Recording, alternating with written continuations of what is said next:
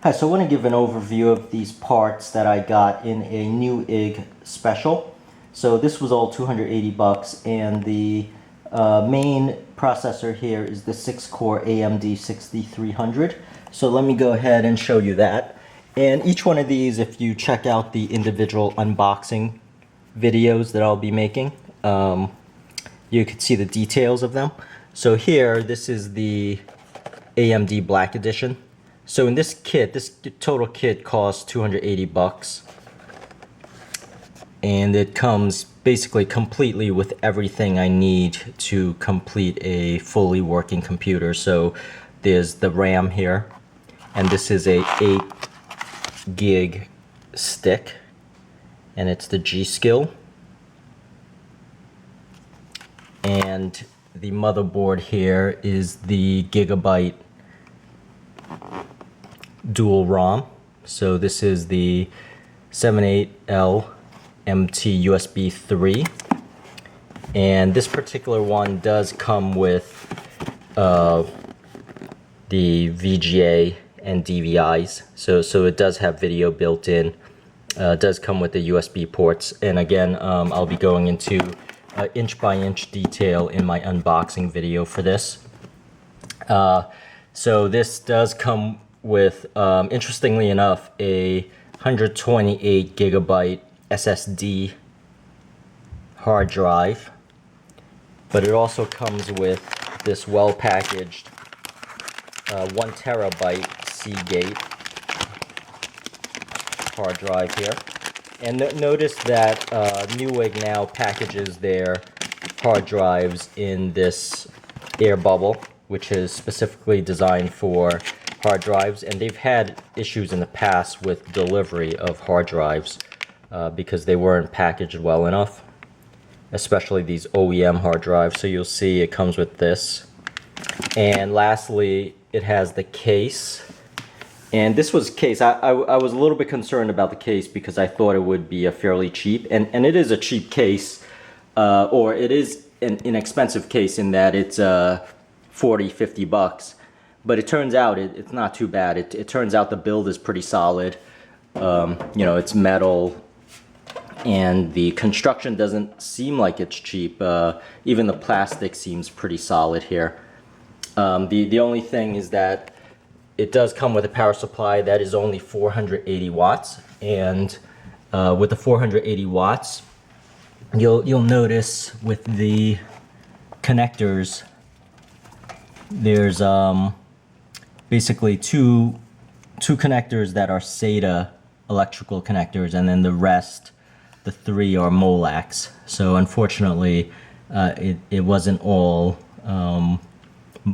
There are basically too many Molex connections versus SATA connections here, but that's fine as long as it has 2 SATA connections, which can fit the 2 hard drives.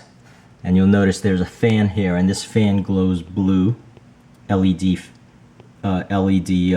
blue light, and it has that Molex connection. But all in all, it's a good kit, and stay tuned for my videos where where I completed the build, and I'll show you inch by inch, and also check out the unboxing videos of each individual item here, and thank you for watching. So the build here is complete, and let me just give you a glimpse here. So the first thing you want to do is you do want to nicely tie up some of the loose wires, especially the ones that are for the case, as you can see, because they normally lead to the bottom. And you do want to thread it, so it originates from there, so you do want to thread it in a manner such that it doesn't interfere with other wiring. And some of the wiring will no less be very messy, as in the case here with the 3 hard drives I have hooked up to it. So this has 6 SATA connections, and I've used up 3 of them for the hard drives. And you'll see I have the RawJaw G.Skill 8 gigabyte RAM module there, and that's my FX6300, and there's the fan LED blue light fan case there, and that's really it. You know, hopefully when I power it up it works the first time, and make sure to check out the videos where I unbox each and every individual component, and thank you for watching. One more thing to note is the back connectors here. So that's how they look. I wish the power supply was a little bit bigger, but you know, what do you expect? At least it wasn't a 300 watt, it was a 480 watt power supply. So, but that's really it, and thank you for watching.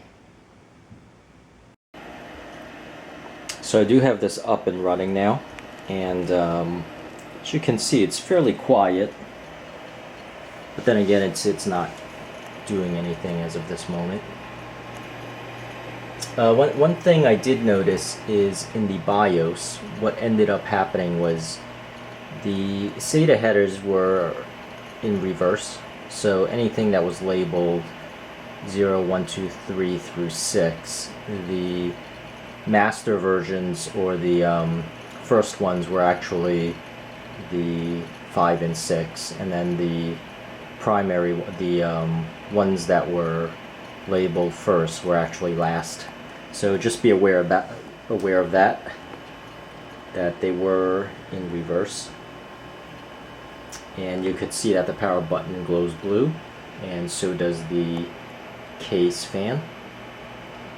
And the case fan seems to be zooming fairly nicely. And that's really it. You know, this completes this build, and thank you for watching. Here's another look at the case with the cover on.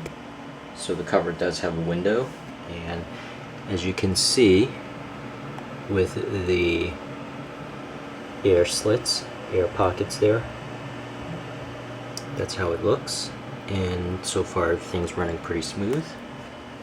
And I think that's really it. So that completes my build. It took about probably about a good 2 hours. And there it is. So thank you for watching. So I did want to make one comment about the 12-volt connector for the CPU. And you'll notice I didn't actually have the one that has the 6 connections. So the power supply only had the one that was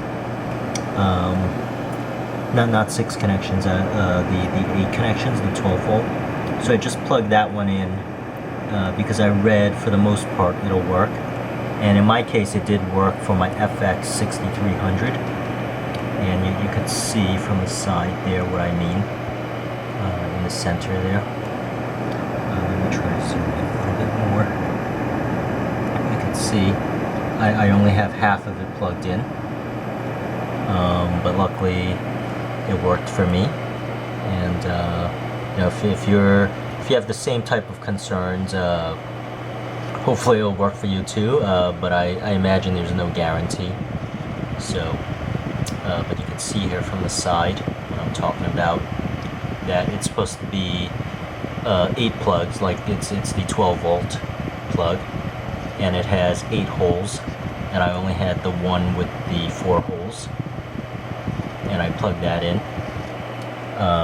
But I did buy this in a kit, so I suppose they did test it out in that way. Maybe they didn't and I just got lucky, but luckily for me it worked, and that's really all I wanted to say about this.